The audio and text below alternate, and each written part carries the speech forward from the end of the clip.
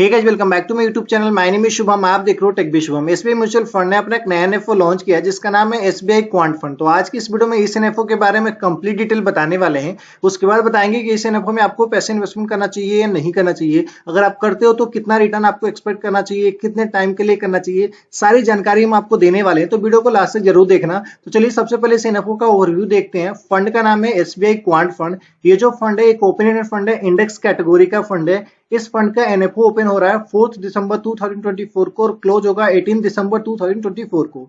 इस फंड का जो बेंचमार्क है बीएससी 200 टोटल रिटर्न इंडेक्स है।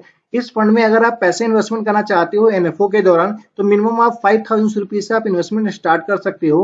फंड हाउस के अनुकूल ये फंड उन्हीं के लिए अच्छा है जो लॉन्ग टर्म के लिए इन्वेस्टमेंट करना चाहते हैं। इस फंड के जो फंड मैनेजर है सुकन्या जी है और प्रदीप जी है। ये जो फंड है ये डायरेक्ट में भी अवेलेबल है, रेगुलर में भी अवेलेबल है, तो जिसमें भी आप इन्वेस्टमेंट करना चाहते हो कर सकते हो। अगर आप इस फंड में पैसे इन्वेस्टमेंट करते हो 6 मंथ से पहले ही अगर आप पैसे को विड्रॉ कर लेते हो तो आपको 0.50% का एग्जिट लोड भी पे करना पड़ेगा। और जब ये एनएफओ खत्म हो जाएगा उसके बाद अगर आप इस फंड में पैसे इन्वेस्टमेंट करना चाहते हो तो मिनिमम आप 1000 रुपीज से इन्वेस्टमेंट स्टार्ट कर सकते हो। तो चलिए समझते हैं एसबीआई क्वांट फंड को कि अगर आप एसबीआई के क्वांट फंड में अगर आप पैसे इन्वेस्टमेंट करते हो तो जो इनके जो फंड मैनेजर है आपके जो पैसे को जो इन्वेस्टमेंट करेंगे बीएससी 200 टोटल रिटर्न इंडेक्स में। तो इस इंडेक्स के अंदर में ऐसे तो 200 स्टॉक है, तो क्या उसमें से कैसे वो फाइनलाइज करेंगे कि किस स्टॉक में इनको पैसे इन्वेस्टमेंट करनी है। कुछ है पैरामीटर जिसके बेसिस पे इनके जो फंड मैनेजर है स्टॉक को फिल्टर करेंगे।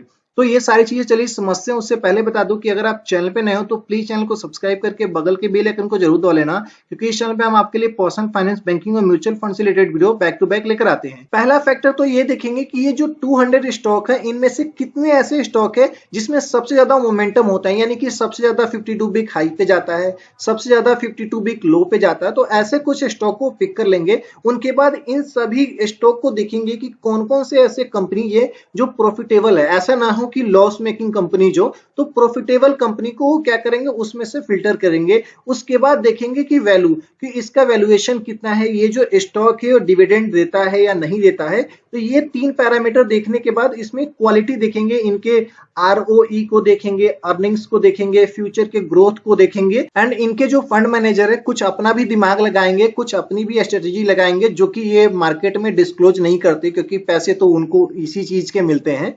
तो ये सारी चीज करने के बाद कुछ स्टॉक को ये पिक कर लेंगे और उसी से इनकी होल्डिंग्स बना देंगे और ये जो है ये एक्टिवली मैनेज भी होता रहेगा। तो चलिए देखते हैं कि इस टाइप के जो फंड होते हैं वो रिटर्न देते भी या नहीं देते हैं। तो एसबीआई ने क्या करा है कि एसबीआई क्वांट फंड लाने से पहले सबसे पहले इन्होंने क्या करा, एक बैक टेस्टिंग करा कि इस टाइप की स्ट्रेटेजी को हम अगर फॉलो करते हैं तो हमारे जो इन्वेस्टर है वो अगर पैसे इन्वेस्टमेंट करता है तो फ्यूचर में उसको रिटर्न मिलेगा नहीं मिलेगा। तो उन्होंने क्या किया, लाने से पहले सबसे पहले उन्होंने बैक टेस्टिंग करी। तो रिजल्ट यह मिला कि लास्ट के 3 ईयर में बीएससी 200 जो स्टॉक है वो 14.9% का रिटर्न दिया, लेकिन यह जो स्ट्रेटजी है ये लास्ट के 3 ईयर में 22.3% का रिटर्न आता।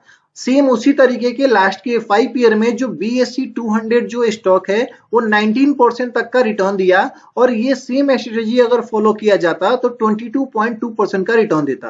और लास्ट के 10 ईयर में देखा जाए तो बीएससी 200 का जो रिटर्न था वो 14.2% का रिटर्न होता, लेकिन अगर इस वाले स्ट्रेटजी को अगर फॉलो किया जाए तो 18.9% का रिटर्न मिलता। यह रिजल्ट देखने के बाद इनके जो फंड मैनेजर है इनको पता चला कि ये जो मॉड्यूल है आगे चल के काम कर सकता है, ये हमेशा अपने बेंचमार्क को बीट कर रहा है। बाकी इस रिजल्ट का जो है वो कितनी सच्चाई है, इस रिजल्ट में कितनी सच्चाई नहीं है, ये तो आगे पता चलेगा जब ये फंड पूरी तरीके से आ जाएगा और मार्केट में परफॉर्म करेगा। बाकी मेरा क्या ओपिनियन इस फंड को लेकर चलिए बताते हैं। अगर आप इस टाइप वाले फंड में अगर आप पैसे इन्वेस्टमेंट करते हो तो इस टाइप के जो फंड होते हो वेरी हाई रिस्क कैटेगरी का फंड होता है, तो थोड़ा सा आप देख लो। अगर आप रिस्क लेने में कैपेबल हो तभी आप इन्वेस्टमेंट करना। अगर आप करते हो तो मिनिमम आपका गोल होना चाहिए 5 ईयर का। कोई भी डाउट एंड क्यूरी हो तो कमेंट सेक्शन में कमेंट करके पूछ लीजिएगा। मिलेंगे इस तरीके के नेक्स्ट वीडियो में, तब तक के लिए धन्यवाद। Stay safe, take care.